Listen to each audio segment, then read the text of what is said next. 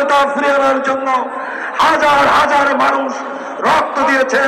সেই সকল শহীদের রক্তের দাগ বাংলার জমিন থেকে এখনো মুছে নাই। তাই আপনাদেরকে সাবধান করে বলতে চাই, অচিরেই একটি নিরপেক্ষ নির্বাচন দিন।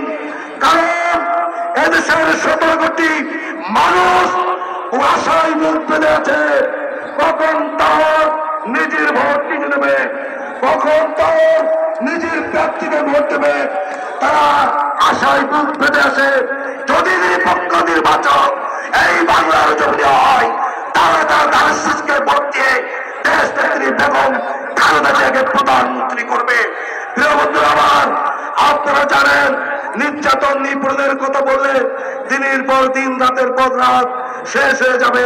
শুধু একটি কাহিনী বলতে চাই, আমাদের প্রাণ প্রেরণতা হাবিবুল ইসলাম হাবিবকে মিথ্যে মামলায় ফরমেসি সাজা দিয়ে 4.5 বছর কারান্তরীণ রেখেছিল।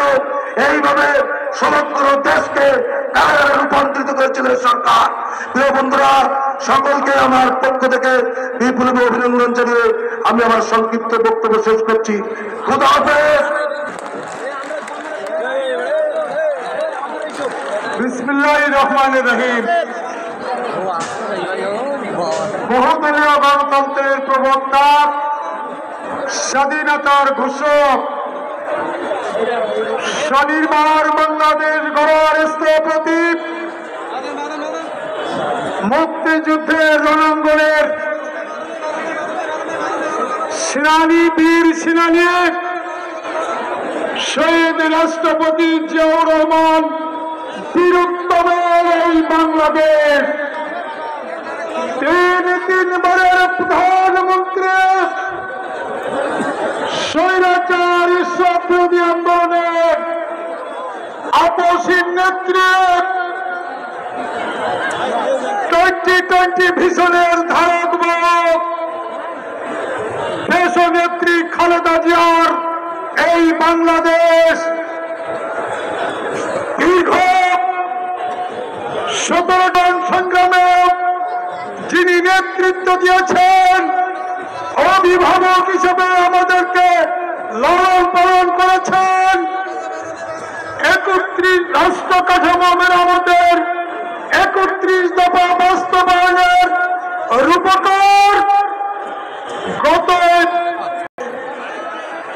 5ই আগস্ট ছাত্র জনতার গণঅভ্যুত্থানে যে বিজয় এসেছে, সেই 5 তারিখের পরে গণঅভ্যুত্থানের ফ্যাসিস্ট হাসিনা সরকারকে বিদায় দিয়ে যে নতুন বাংলাদেশ হয়েছে, সেই বাংলাদেশের সাতক্ষীরা জেলা বিএনপি আয়োজিত কেন্দ্র ঘোষিত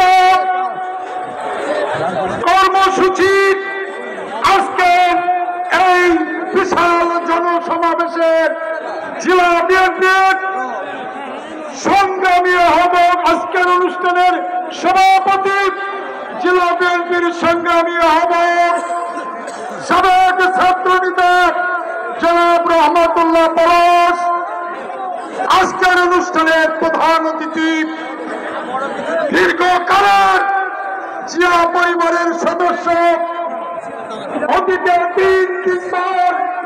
তিনবারের সাবেক মন্ত্রিসভার সদস্য, জাতীয় নির্বাহী কমিটির সদস্য, বিজ্ঞ আইনজীবী অ্যাডভোকেট জনাব নিতাই রায় চৌধুরী। আজকের অনুষ্ঠানের প্রধান বক্তা স্বৈরাচার